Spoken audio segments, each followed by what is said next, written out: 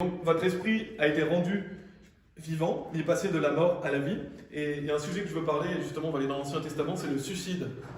Parce que le suicide, c'est un thème qui est important, et des fois il faut en parler aux gens.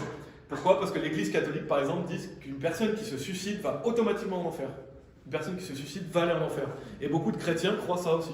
Beaucoup de gens qui se disent chrétiens disent que si quelqu'un se suicide, il va aller en enfer, c'est sûr. C'est un péché impardonnable en fait. Et ça c'est faux. Et on va le voir dans la Bible que quelqu'un qui s'est suicidé est allé au paradis. Et bien sûr c'est Saül, un roi de l'Ancien Testament. Donc en fait, déjà je veux souligner, donc on va aller dans Samuel chapitre 31, mais quand vous êtes enfant de Dieu, même si vous vous suicidez, vous irez au paradis. Pourquoi? Parce que votre esprit est vivant. Votre esprit, vous ne pouvez pas le tuer. Vous avez la vie éternelle, bien sûr, on a vu beaucoup de passages qui montrent que le salut est pour toujours.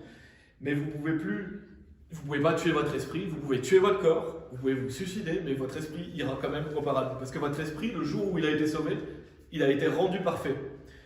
Et on va voir après cette notion du fait d'avoir été pardonné de ses péchés. Mais votre esprit a été rendu parfait, donc la nouvelle créature que Dieu a faite est parfaite, elle va aller au paradis. C'est votre chair que vous pouvez tuer, mais votre esprit, vous ne pouvez pas le tuer.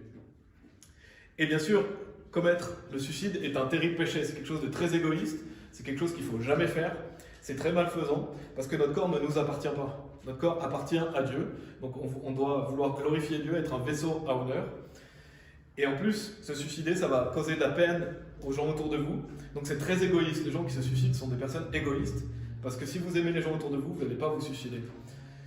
Et donc on a l'exemple dans la Bible de Saül, dans 1 Samuel chapitre 31, où il est dit, donc c'est la mort de Saül, où il est dit au verset 1, « Or les Philistins se battirent contre Israël, et les hommes d'Israël s'enfuirent devant les Philistins et tombèrent tués au mont Gilboa. Et les Philistins poursuivirent avec acharnement Saül et ses fils, et les Philistins tuèrent Jonathan, Abinadab et Melchushua, les fils de Saül. Et la bataille se renforça contre Saül, et les archers l'atteignirent, et il fut gravement blessé par les archers. Alors Saül dit à celui qui portait ses armes, « Tire ton épée et transperce-moi, de peur que ces incirconcis ne viennent et ne me transpercent et ne m'outragent. » Mais celui qui portait ses armes ne voulait pas le faire, car il avait grande peur. C'est pourquoi Saül prit l'épée, donc on voit que Saül prend l'épée, et il se jette dessus, donc il se suicide. Et lorsque celui qui portait ses armes vit que Saül était mort, il se jeta aussi sur son épée et mourut avec lui. Ainsi moururent, donc on voit que Saül est mort, moururent Saül et ses 3 fils, et celui qui portait ses armes et tous ses hommes ce même jour. Donc on voit que Saül s'enlève la vie lui-même, il se suicide, et on pourrait se poser la question, mais où est allé Saül? Parce que selon beaucoup de personnes qui se disent chrétiennes, Saül est allé en enfer. Et qu'est-ce que dit la Bible? Parce que c'est ça qui est le plus important. Et bien on voit dans 1 Samuel 28, donc un peu plus tôt, que Saül va aller voir une femme qui évoque les esprits, et donc Samuel va lui apparaître. Et on voit dans 1 Samuel chapitre 28, versets 14 et 15, où il est dit, et il lui dit, quelle est la forme? Et elle dit, un homme âgé monte, et il est couvert d'un manteau. Et Saül discerna que c'était Samuel, donc on voit que c'était Samuel, et il s'abaissa son visage contre terre et s'inclina.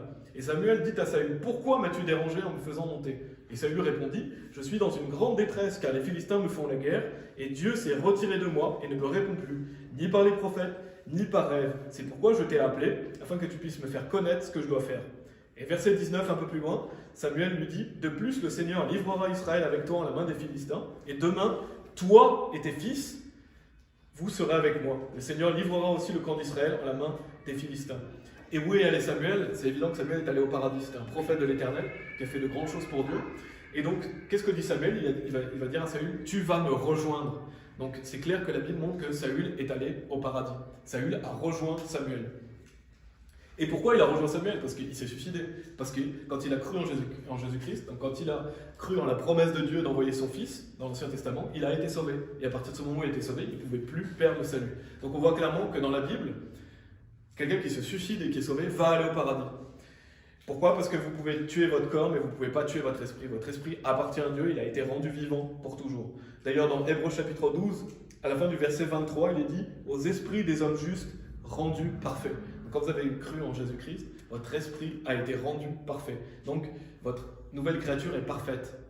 Donc, vous avez cette assurance d'aller au paradis. C'est votre nouvelle créature qui va aller au paradis.